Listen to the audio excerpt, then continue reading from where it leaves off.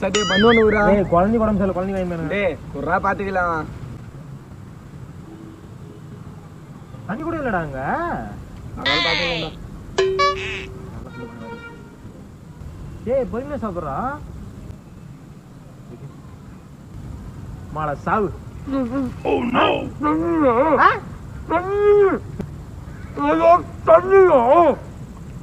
தண்ணியா அங்க போ குழால வந்துருக்கு குடி போ அங்க போ.